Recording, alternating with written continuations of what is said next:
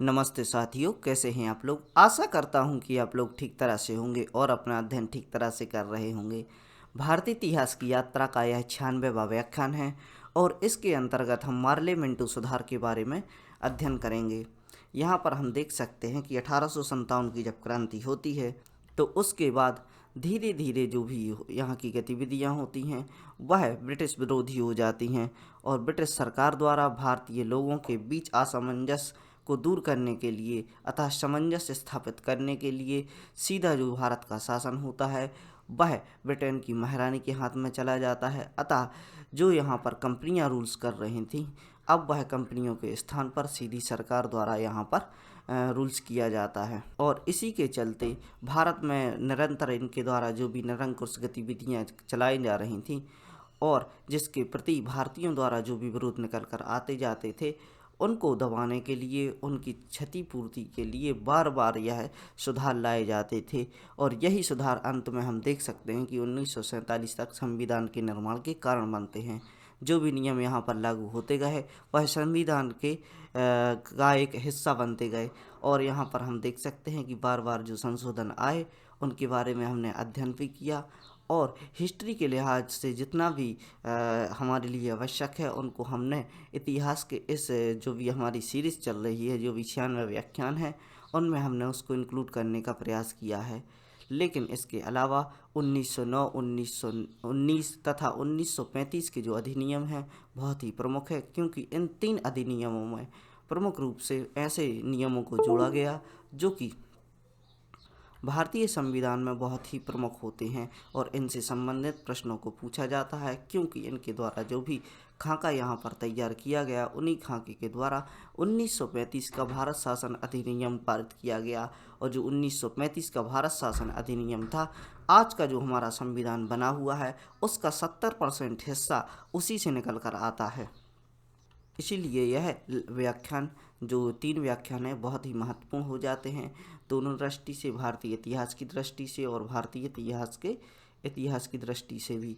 यहाँ पर हमें देखना चाहिए जो समय है वह चल रहा है 1919 का। 1905 में जब बंगाल विभाजन की घटना होती है तो भारतीय जनता में असंतोष के कारण उपजते हैं और जगह जगह से हम देखते हैं कि जो सांप्रदायिक हिंसा फैलाने का जो प्रयास यहाँ पर किया गया था उसको दूर करने के लिए निरंतर प्रयास किए जाते हैं। जैसे ही ब्रिटिश पार्लियामेंट में जो भी यहाँ के अधिकारी होते हैं वह चेंज होते हैं, यहाँ पर हम देख सकते हैं कि वायसराय व यहाँ के जो अधिकारी जो भी चेंज होते हैं वह अपने नियमों को यहाँ पर परिवर्तित करते हैं और अपने द्वारा एक सामंजस्य स्थापित करने के लिए, जैसे ही हमारे द्वारा देखा जाता है कि कोई भी नया अधिकारी आता है या कोई नया नेता आता है तो वह अपनी नई नीतियों के साथ यहाँ पर स्थापित होता है।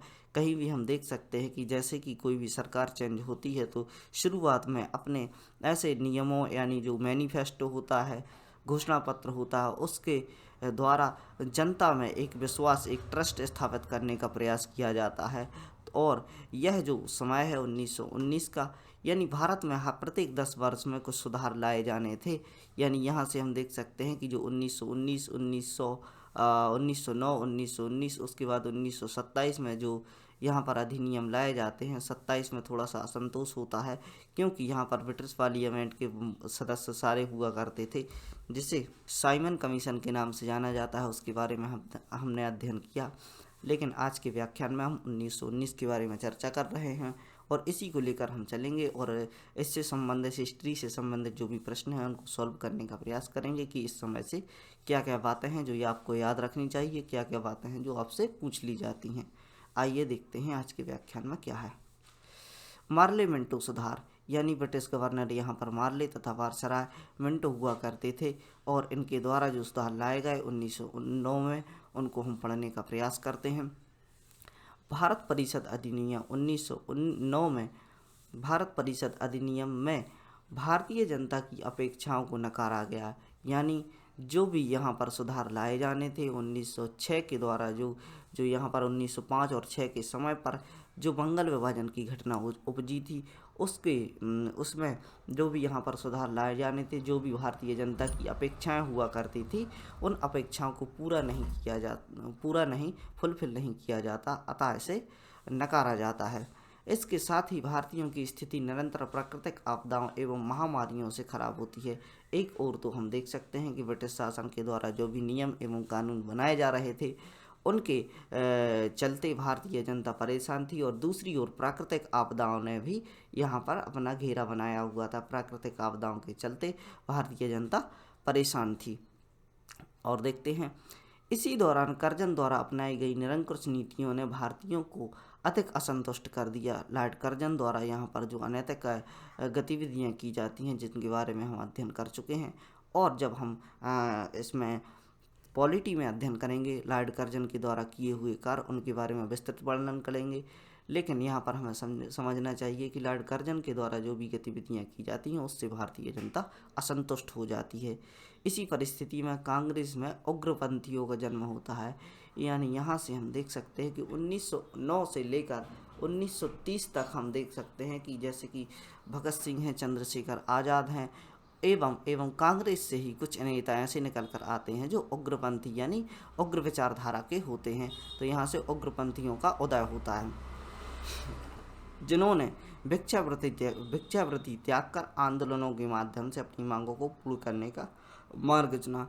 और जो उग्रपंथी होते हैं वह अपने मार्ग को इस प्रकार प्रशस्त करते हैं ताकि जिसमें कि कहा जाता है कि हम के अपने किसी भी अधिकार के लिए अंग्रेज़ों के सामने भिक्षा नहीं मांगेंगे या उनसे आग्रह नहीं करेंगे। और जो उदारवादी लोग होते हैं वह अपनी बातों को रखते हैं और उनको पूरा करने के लिए प्रोटेस्ट करते हैं। इनके द्वारा थोड़ी सी उग्रवादी नीति को अपनाया जाता है, जिन्होंने भिक्षावृत्ति को त्याग कर भिक्षावृत्ति यानी उनके सामने आग्रह करने को त्याग कर अपनी मांगों को पूर्ण करने के लिए उग्रवादी रास्ता चुना। भारतीयों के प्रति अपनाई गई ब्रिटिश सरकार की उदासीनता ने उग्रवादियों तथा क्रांतिकारी गतिविधियों को जन्म दिया। यानी भारतीयों के प्रति जब भी यह भारतीय जाते थे तो हम देख सकते हैं कि किसी भी अब ऑफिस टाइप इनके द्वारा बनाया हुआ था कि जैसे ही इनके पास किसी भी बात को लेकर जाते थे तो उसे टाल दिया जाता था, यानी आगे बढ़ा दिया जाता था। कांग्रेस के समय पर भी इस प्रकार की बातें की जाती थी। यदि कोई मेंबर यहाँ से जाता है और अपनी बातों को रखता है कि इस प्रकार के सुधार की इनको आवश्यकता है, और इसको जाने पर उनके द्वारा बोल दिया जाता था कि आप एक संगठन बना के आइए, आप अपनी बात पार्लियामेंट में रखिए, और उन बातों को भी स्पष्ट रूप से सुना नहीं जाता था और सुनने के बाद उसका स्पष्ट जवाब नहीं दिया जाता था। इस प्रकार की उदासीनता की नीति जो ब्रिटिश सरकार में मौजूद हुआ करती थी, इसी के चलते राष्ट्रवाद, यानी यहाँ पर हम देख सकते हैं कि राष्ट्रवाद की बात निकल कर यहाँ से आती है कि राष्ट्र की जो भी बाउंड्री है, यानी जिसमें भारतीयता, यानी ऐसे लोग जो कि ब्राउन कलर के होते हैं उनके प्रति जो भी अंतर्विरोध निकल कर आते हैं, उनके प्रति जो भी शोषण किए जाते हैं, उनको एक समुदाय के रूप में स्थापित करके, यानी राष्ट्रवाद की नीति यहाँ से निकल जाए, एक राष्ट्र के लोगों के लिए सप्रेस किया जाता है, इनके प्रति दुर्व्यवहार की भावना रखी जाती है। अतः इस राष्ट्रवाद की भावना के चलते क्रांतिकारी गतिविधियाँ जन्म देती हैं। जब इनकी भावनाओं के लिए सुना नहीं जाता, इनकी बातों के लिए सुना नहीं जाता, तो उग्रवादी तरीके से तथा क्रांतिकारी गतिविधियों को हवा मिलती है। इन परिस्थितियों में ब्रिटेन में उदारवादी सरकार की स्थापना होती है। यानी अब हम देख सकते हैं कि यहाँ पर सरकार चेंज हो रही है, यानी पार्लियामेंटो सुधार यहाँ पर लाए जाते हैं। अतः भारतीयों की इन बातों को समझा जाता है तथा उदारवादी सरकार की स्थापना होती है। चूँकि कोई उदारवादी सरकार नहीं थी, स्पष्ट रूप से हमें यह समझना चाहिए कि जब भी कोई नई सरकार आती है तो वह उदारवादी रवैया अपनाती है, यानी लोगों को बहलाने फसलाने एवं सरकार अपने जो भी क्षेत्र हैं, उपनिवेश हैं, उनमें सामंजस्य स्थापित करने के लिए अपने कार्यों को आगे रखती है। यानी उनके द्वारा कहा जाता है कि हम नैतिक और अच्छे तरीके से कार्यों को करेंगे। यानी यहाँ से हम देखते हैं ब्रिटेन में जब उदारवादी सरकार की स्थापना होती है तथा मार्ले भारत का सचिव होता है, सचिव नियुक्त किया जाता है, और जो वायसराय होते हैं वह मिंटो होते हैं। ये भारतीयों की स्थिति को सुधारने का प्रयास करते हैं। जब मार्ले यहाँ पर नियुक्त किए जाते हैं भारत सचिव के पद पर, जब मार्ले को बैठाया जाता है और वायसराय होते हैं, मिंटो होते हैं, तो इन दोनों के द्वारा भारतीय स्थिति को सुधारने का प्रयास किया जाता है। और आगे हम देख सकते हैं, अतः इन्होंने वायसराय मिंटो के साथ मिलकर एक रिपोर्ट प्रस्तुत की। जब यह गद्दी पर आसीन होते हैं या अपने पद को ग्रहण करते हैं तो मार्ले जो कि भारत सचिव होते हैं और मिंटो जो कि वायसराय होते हैं, इन दोनों के द्वारा एक रिपोर्ट प्रस्तुत की जाती है और इसके आधार पर ब्रिटिश संसद से पास करके भारत शासन अधिनियम 1919 प्रस्तुत किया जाता है। यानी यहाँ से आपको एक बात और समझनी है कि जो भी यहाँ पर सुधार होते थे वह ब्रिटिश पार्लियामेंट में पहले से पारित होकर आते थे। ब्रिटिश पार्लियामेंट में भारत के लिए जो भी बातें हैं उनको रखा जाता था, अतः वह बिल लाकर या एक परिषद में एक अधिनियम बनाया जाता था। जैसे कि 1919 में जब अधिनियम बनाया जाता है तो इसको इम्प्लीमेंटेशन करने वाले दो व्यक्ति होते हैं, भारत सचिव मार्ले होते हैं एवं वायसराय मिंटो होते हैं। यह अधिनियम वहाँ से पास करके भारत में लाया जाता है और इसे ही मार्ले मिंटो सुधार के नाम से जाना जाता है। पूछे जाने योग्य बातें जो कि इस व्याख्यान में है, इसमें आपको याद रखनी है कि समय मार्ले मिंटो सुधार का जो समय था वह क्या था, 1919। और भारत सचिव यहाँ पर कौन हुआ करते थे, वह थे मार्ले। और वायसराय कौन से हुआ करते थे, वह इनके नाम था मिंटो। और मार्ले मिंटो के द्वारा जो भारत परिषद अधिनियम लाया जाता है उससे मार्ले मिंटो सुधार के नाम से जाना जाता है। और बैकग्राउंड इन्फॉर्मेशन आपने समझ ही ली किस प्रकार की भारत में स्थितियाँ थी और उनको सुधार करने के लिए किस प्रकार के अधिनियम यहाँ पर लाए जा रहे थे। आगे देखते हैं। यहाँ पर हम समझते हैं कि भारतीयों के लिए क्या क्या बातें थी जो इस सुधार में लाई गई थी, मार्ले मिंटो सुधार भारत परिषद अधिनियम 1919 में। तो यहाँ से हम एक एक बात को पढ़ते हैं। इस अधिनियम के द्वारा केंद्रीय तथा प्रांतीय विधान परिषद में गैर सरकारी सदस्यों में वृद्धि की गई थी। यानी गैर सरकारी सदस्य जो कि बिल पेश करने की शक्ति नहीं रखते हैं और एक सदस्य के तौर पर इनकी स्थापना की जाती है, जो कि प्रांतीय स्तर पर प्रांतीय विधान परिषद में गैर सरकारी सदस्यों की संख्या में यहाँ पर वृद्धि की जाती है। जो कि यहाँ पर मेंबर कम हुआ करते थे, इनकी संख्या में यहाँ पर वृद्धि की जाती है।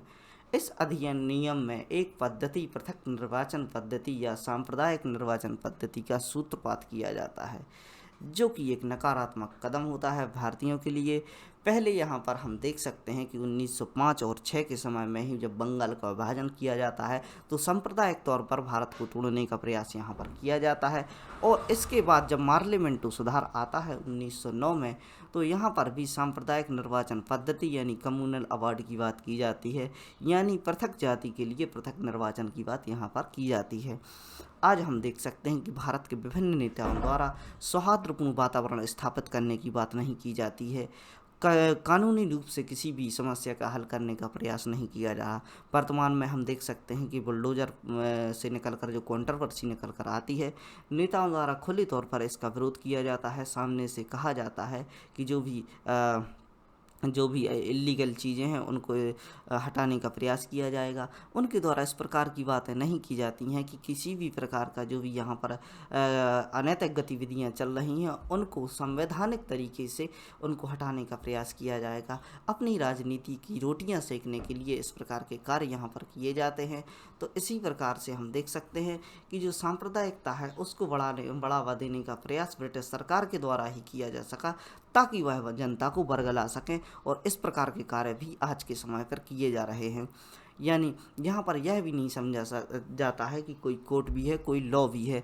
और उस समय पर तो हम देख सकते हैं कि जो कानून था वह ब्रिटिश शासन के अधीन हुआ करता था एवं उसकी जो मनमानी के द्वारा जो भी कार्य किए जाते थे वह तो एक परिस्थिति की डिमांड कह लें। लेकिन आज की स्थिति में इस प्रकार के कार्य नहीं होने चाहिए एवं कानूनी रूप से इस प्रकार के कार्यों को निरंतर किया जाना चाहिए। जो भी चीज़ें इलीगल हैं उनको किया जाना चाहिए।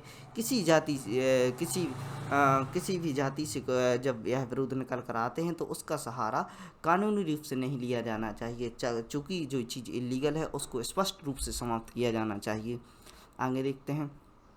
जिसके अंतर्गत मुसलमानों को पृथक सीटें आवंटित की गईं। यानी यहाँ सर हम देख सकते हैं कि जब भी सांप्रदायिक निर्वाचन की बात होती है तो सांप्रदायिक निर्वाचन के साथ ही इसके अंतर्गत मुसलमानों को पृथक सीटें आवंटित की जाती, यानी मुस्लिम वर्ग के लिए अलग से सीटों का आवंटन किया जाता है। आगे देखते हैं। इस अधिनियम के अनुसार वायसराय की कार्यकारिणी परिषद का विस्तार कर इनमें भारतीय सदस्यों की नियुक्ति का प्रावधान किया जाता है।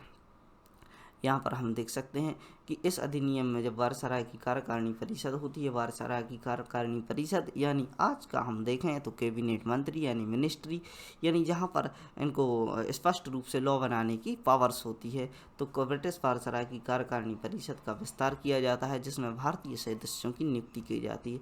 यहाँ पर एक बहुत बड़ी बात हम समझ सकते हैं कि भारतीयों की प्रेजेंस जो कि कार्यकारिणी परिषद में हो जाती है, अतः भारतीय भी अपनी बातों को सीधे तौर पर यहाँ पर रख सकते थे और इस प्रकार की ऑटोनॉमी यानी इस प्रकार की जो पावर्स भारत को मिलती है, तो यह बहुत ही महत्वपूर्ण हो जाती है कि ब्रिटिश पार्लियामेंट जो कार्यकारिणी परिषद है इसका विस्तार तथा भारतीय सदस्यों की नियुक्ति कहाँ से निकल कर आई, तो वह निकल कर आई 1909 के पार्लियामेंट सुधार से। आगे देखते हैं, इस अधिनियम के द्वारा प्रांतीय सभाओं के सदस्यों को पूरक प्रश्न पूछने, बजट पर बहस करने तथा प्रस्ताव प्रस्तुत करने तथा उस पर मत देने का अधिकार प्रदान किया गया था, परंतु उन्हें नवीन कानून निर्माण का अधिकार नहीं था। यानी यहाँ से हम देख सकते हैं कि नवीन कानून के निर्माण के लिए इनको पावर्स नहीं दी गई थी, केवल प्रदेश जो कार्यकारिणी परिषद है इनमें इनको नियुक्ति की गई थी, इनको बैठाया गया था। यहाँ पर जो कार्य कर सकते थे इन कार्यों को इस स्लाइड में लिखा हुआ है। इस अधिनियम के द्वारा प्रांतीय सभाओं में, जो प्रांतीय सभाओं की यहाँ पर बात चल रही है, सदस्यों को क्या था कि प्रश्न पूछ सकते थे।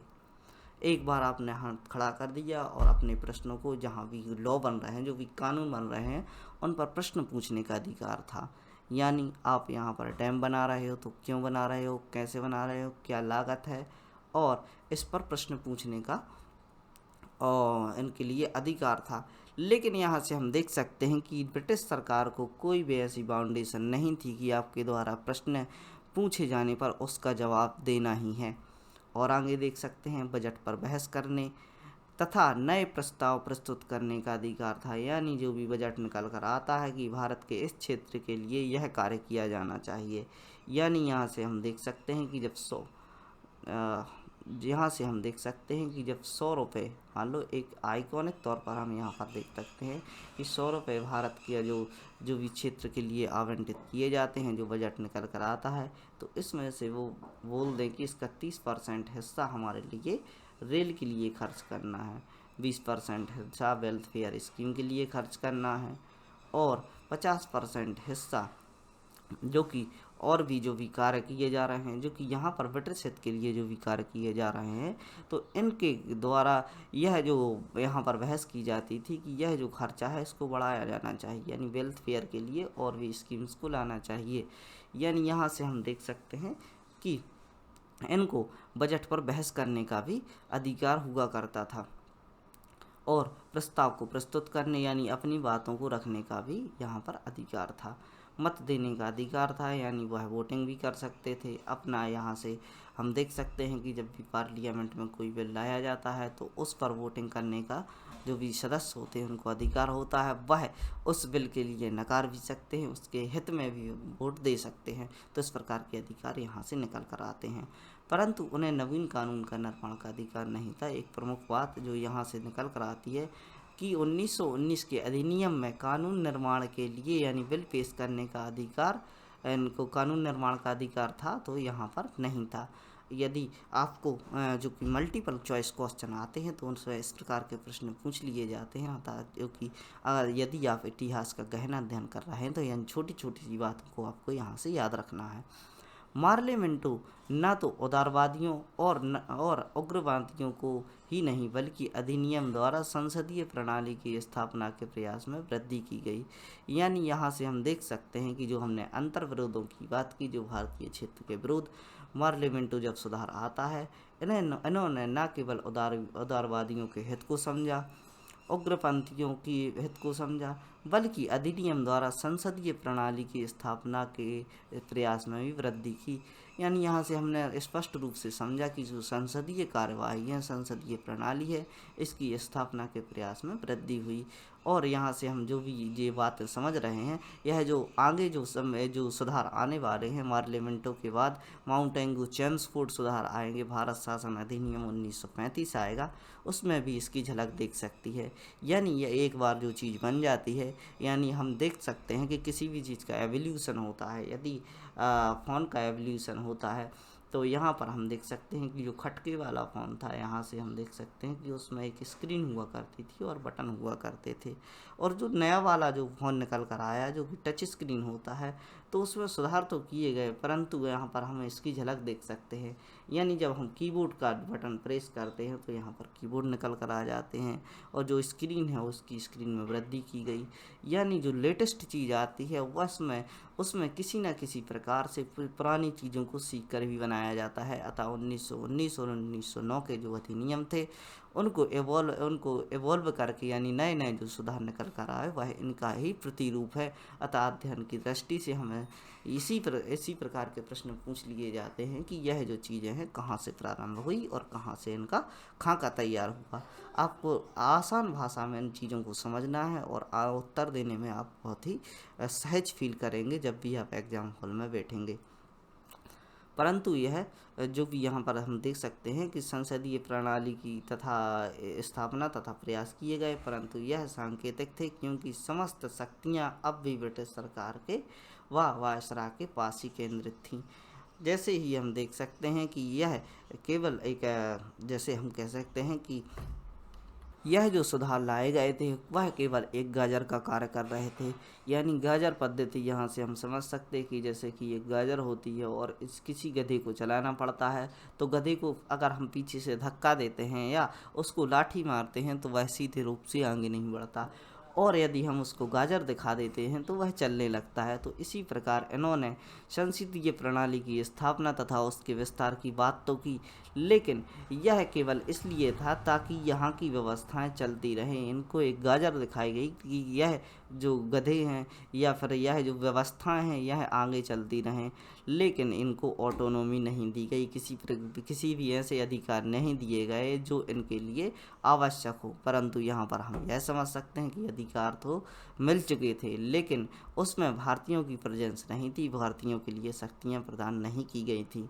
तो यहाँ से हम समझ सकते हैं कि जो भी सुधार किए गए वह कितना महत्व रखते हैं। और सांकेतिक रूप से जो भी शक्तियाँ थी, यानी कहने को तो शक्तियाँ थी, लेकिन अंतिम शक्ति जो हुआ करती थी वह ब्रिटिश सरकार व वायसराय के पास होती थी। आशा करता हूँ कि इससे संबंधित जो भी जानकारी है आपको स्पष्ट रूप से समझ आई होगी और किसी भी प्रकार का प्रश्न पार्लियामेंटो सुधार 1919 से बनकर आता है तो आप उसका उत्तर देने में सहज फील करेंगे। इसी प्रकार के अध्ययन के लिए बने रहिए study right by Mani Pandey से, और अपना अध्ययन निरंतर करते रहिए, पढ़ते रहिए, खुश रहिए। जय हिंद, भारत माता की जय।